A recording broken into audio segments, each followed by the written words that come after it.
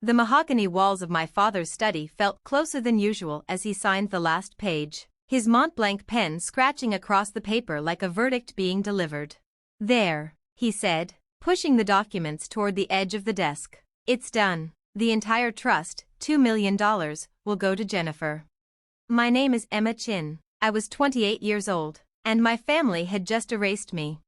Jennifer stood by the window, her reflection betraying a smile she didn't quite manage to hide. She watched as our father disinherited me with the same detached confidence he used in courtrooms. My mother sighed from her leather chair, already rehearsed in disappointment. "Emma, if you'd only gone to law school, if you'd just applied yourself like your sister." "I did apply myself," I said, my voice calm despite the tightness in my chest. "Just not to what you wanted." My father stood, looming over the desk. "Sitting alone in an apartment, playing with computers, is not applying yourself. Jennifer made partner at Thomson Mitchell at 32. And you? Coding websites for small businesses, living in a shoebox downtown." I could have corrected him. I could have told them that playing with computers had turned into an ad-driven financial AI platform already valued at $300 million. That I had a Series B meeting scheduled with venture capitalists who spoke my name with a mix of curiosity and fear. But I'd learned something important about my family. They only heard truths that fit their narrative. "You're right," I said, standing. "I'm a disappointment. Jennifer deserves the money." For just a second, Jennifer shifted uncomfortably. The smile faded, replaced by something older, guilt. Maybe. The sister who used to split ice cream with me after bad days flickered into view. "Emma," she began.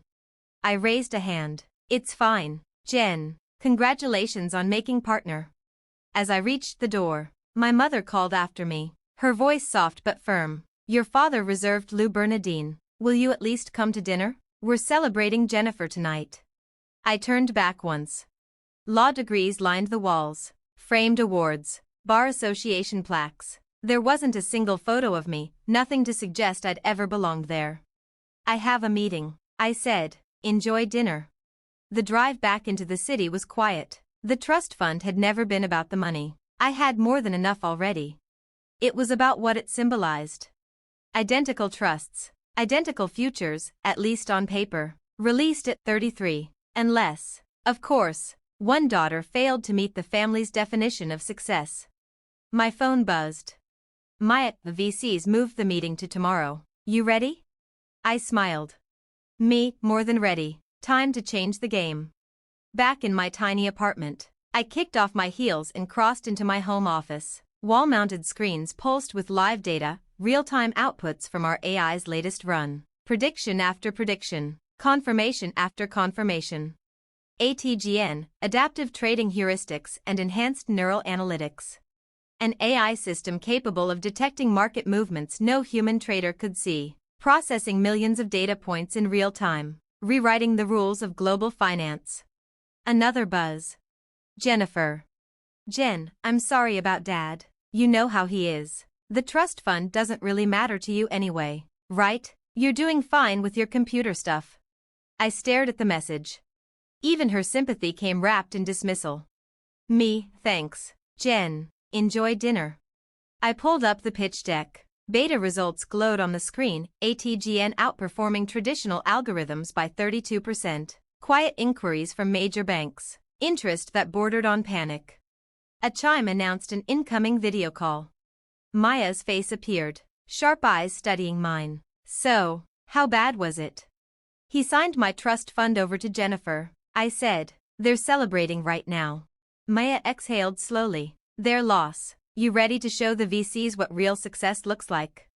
I brought up another screen, today's test results, even stronger than before. "Actually," I said, "I've been thinking, what if we don't take their money?" Her eyebrows shot up. "Emma, that's $15 million at a $300 million valuation."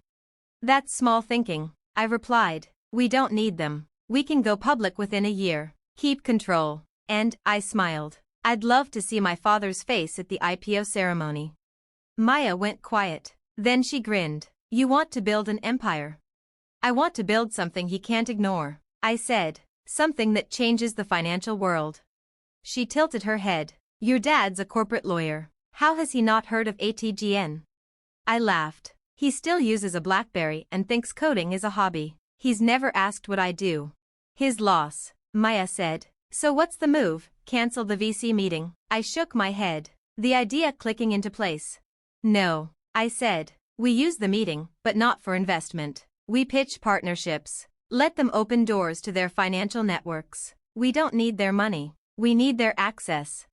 6 months after being disinherited, I stood inside our new headquarters in downtown Manhattan, watching dozens of engineers move with quiet intensity through Autumn's final testing phase. Floor-to-ceiling windows framed the financial district below, the same institutions that would soon be reshaped by what we were building.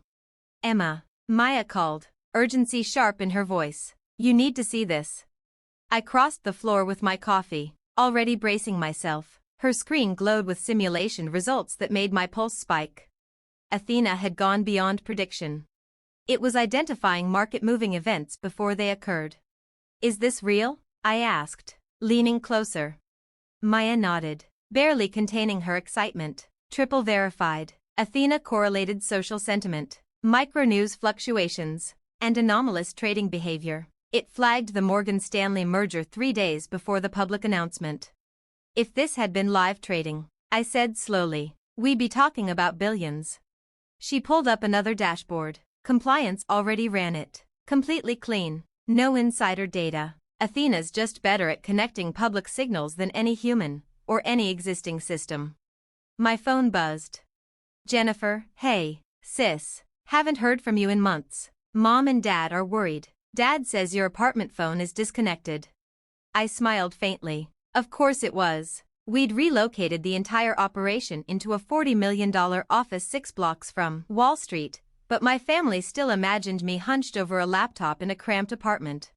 Me, I'm fine. Just busy. Another buzz, this time from David, our head of legal. David, SEC meeting confirmed for next week. They want a deep dive on compliance protocols.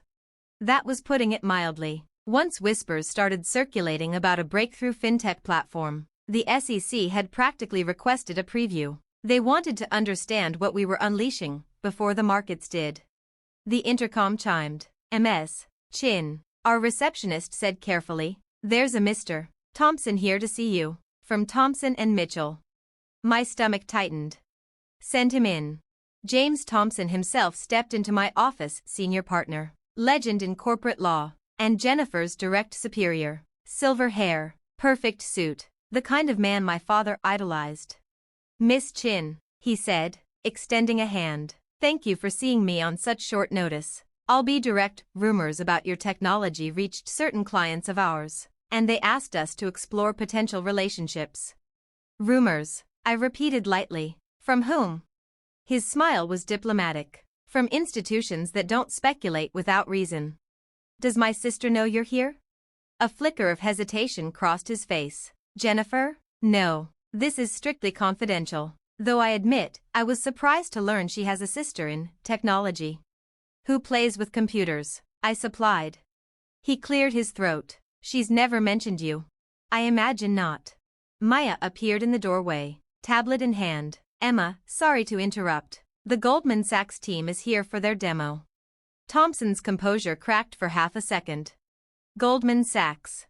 I stood. Mr. Thompson, I'm afraid I have another meeting. If your firm is interested in future discussions, our legal department will be happy to coordinate.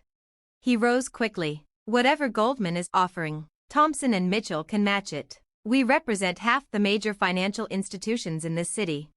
I walked him to the door. It's not about matching offers, I said calmly. It's about rewriting the rules. I'm sure you understand. After he left, Maya crossed her arms. You enjoyed that way too much. Possibly, I said. How long before he tells Jennifer? Given the money involved? She smirked. 5 minutes. Right on cue. My phone buzzed. Jennifer, Emma, what is going on? Jim Thompson just came back looking shaken. What exactly are you working on? I silenced the phone. Family revelations could wait. The Goldman Sachs team was already seated in the conference room, 5 executives in tailored suits, pretending not to be impressed by the view, the tech, or the fact that they'd come seeking us. Getting Goldman as an early partner wouldn't just open doors. It would eliminate walls. I took my place at the head of the table. "Ladies and gentlemen," I said, sliding a stack of documents forward, "before I show you something that will permanently change how markets function, I'll need you to sign these NDAs." My suit was Chanel, not that my parents would know the difference. The Wall Street Journal lay open on my desk, our company's name dominating the front page. ATGN set to launch biggest tech IPO of the year. Expected valuation, $800 million. My phone had been vibrating for days. First Jennifer, then my mother. Finally, even my father had tried. I let the messages stack up unanswered. There was no need to respond. They'd be at the ceremony soon enough. The invitations had gone out weeks ago. "Ready?" Maya asked, stepping into my office. She'd traded hoodies for a tailored suit, but the spark in her eyes was the same one I'd seen the night ATGN first worked. "Always," I said, lifting my folder. "How's Athena behaving this morning?" "Like she knows today's her debut." Maya grinned. 99.7% predictive accuracy. Every desk on the street is buzzing. They know something big is about to happen. Outside the exchange, cameras flashed as we arrived. Reporters shouted questions, their voices overlapping. Fastest rising tech IPO, youngest female founder, AI system already embedded with major banks. Inside, the trading floor hummed with anticipation. Executives, investors, regulators, everyone who mattered was there. And in the front row, unmistakable even among the suits, sat my family. My father looked unsteady, pride tangled with disbelief. My mother dabbed her eyes as if trying to process a reality she'd never imagined. Jennifer stared at me like I'd stepped out of someone else's life entirely. "Emma," my father said, rising as I passed him. His voice faltered. We had no idea." "No," I said gently. "You didn't, because you never asked." Before he could answer, the exchange president called my name. It was time. "Ladies and gentlemen," I began, my voice steady as the room fell silent. 3 years ago, I was coding in a one-bedroom apartment. People told me I was playing with computers. They said I was wasting my potential. A pause. They couldn't see what I was building. My gaze found my father's. Today, ATGN processes more financial data in 1 second than all of Wall Street could analyze in a month. Athena predicts market movements with near-perfect accuracy, ethically, legally, transparently. But this company isn't just about technology. It was about belief.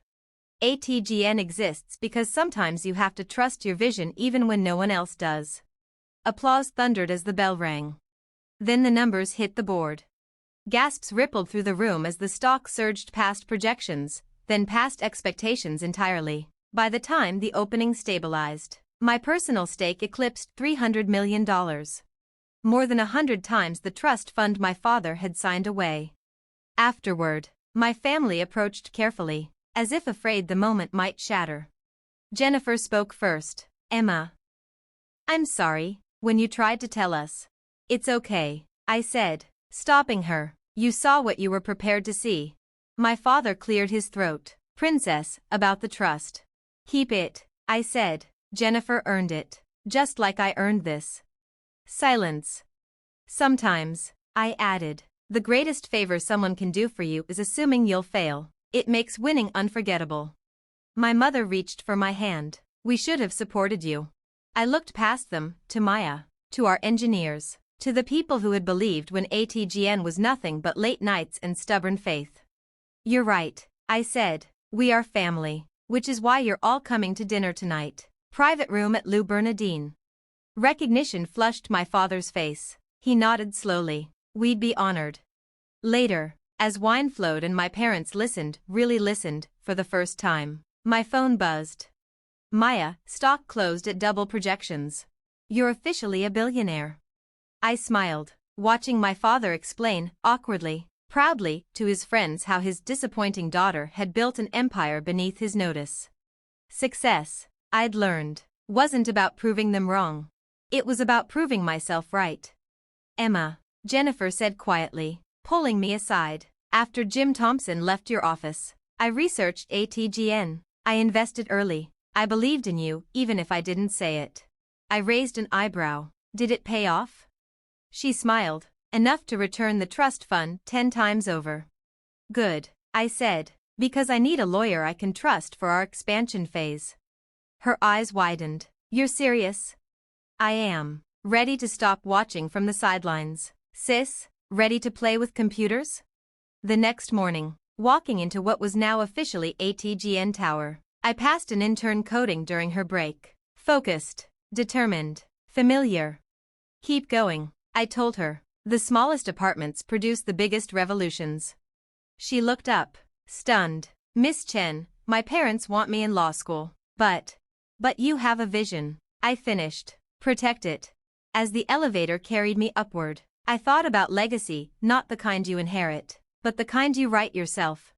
One line of code at a time. Athena wasn't just changing markets.